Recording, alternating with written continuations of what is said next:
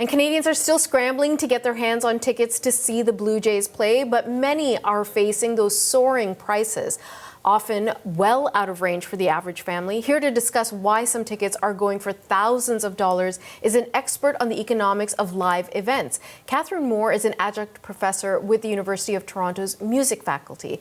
Professor, very good to have you on the show. Thank you so much for joining us. Thank you for having me here. So, as we said in the introduction, you work on issues surrounding music, but really it's about live events. And these resale tickets are so astronomically expensive. Can we just begin by discussing why this happens? Well, the big reason is supply and demand. I think there's people who will pay these enormous prices, so therefore there's a system that will supply tickets at those prices. There's also a fast mechanism known as the secondary ticketing market that allows people to repost tickets. People sometimes buy them with no intention of going to the game, and then they resell them purely to make money. What are the rules and the guidelines around the resale market? Well, there aren't many limitations. There are ways. I think most of the guardrails that are there now are to ensure that tickets are actually real tickets and not fraudulent tickets, and that people can use a debit card or credit card and have that safely be a financial transaction. But in terms of caps on things like resale prices or on service fees, there are no limitations. At least in this jurisdiction of Ontario and Canada, there aren't those kinds of restrictions. The Premier of Ontario has come out recently, Doug Ford, saying, hey, this has to be stopped. He referred to it as price gouging. Do you think something is about to change? Do you think the public has shifted on this?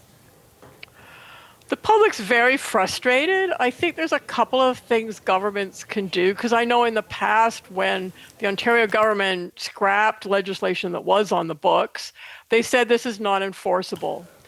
But I think a couple of things can be done. For instance, service fees, which can go into the hundreds of dollars, could be capped. Say there was a service fee cap of a fixed price of $15.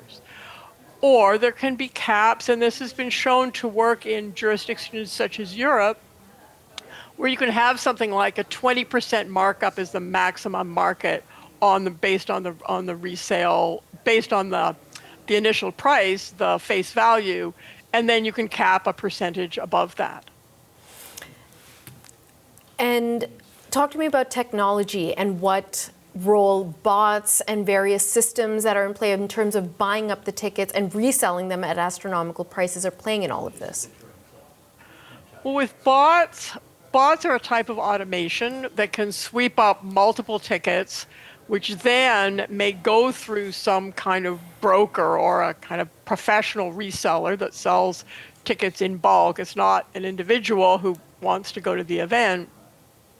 And then flips them very quickly through these technology platforms so that buyers can get at them right away. Because one thing to remember is everybody's in a rush. People are desperate to get tickets, so the sellers can take advantage of that because people just click through. Sometimes currency changes. All these things can happen because people are desperate for the tickets. Let me ask you, Professor Moore, are you a Blue Jays fan? I'm a big Blue Jays fan, and I did promise your producer I would preserve my voice to be able to do this today.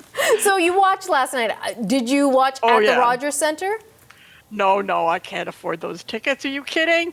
No, I watched at home, and it was so exciting. It was great.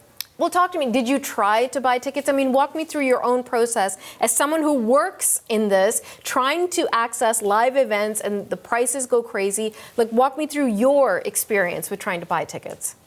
Well, I didn't even try for this event, but I did get the text for the ticket drop that was, I think, for general admission tickets, and I actually got the text, and I just, as a test, I went in it. This is all on my phone. There was the code, I think they call it the queue ID. I was something like 32,000 in the queue when I joined. And then I move up the queue, so then I'm asked for that code.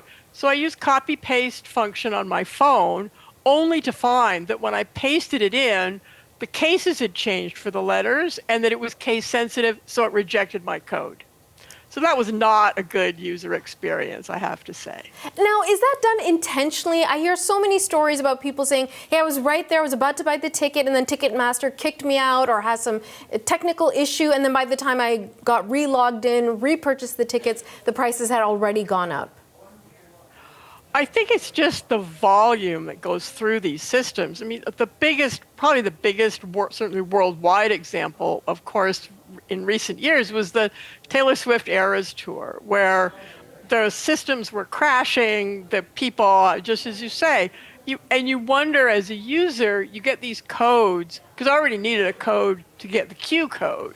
So it's not a code to get a ticket, it's a code to get a little further, closer to a ticket, which is just, as I say, happily, I didn't really have any intention to get a ticket, but it's frustrating, even for me doing it as a test.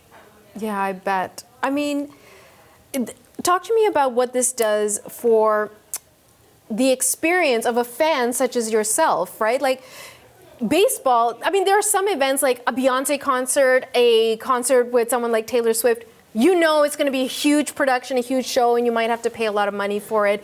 There are sports like tennis, for example, where it has a certain class element to it, but baseball is meant to be quite accessible for the people, for your family. You can pay a few bucks and enjoy a hot dog and a game.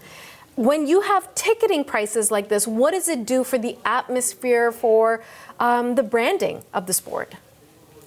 Well, I'm sure it changes a lot. I went to a few games myself this year, and I sit up in the 500 level, and you can see it's families, it's people of, all ages, all types of people speaking, lots of different languages and sharing in the event. And I think that that's not possible when the prices get to be really high. Something I just learned in the last few days, I don't know if this is in regular season, but apparently it's not even the Blue Jays that set the tickets for the playoffs. It's actually Major League Baseball.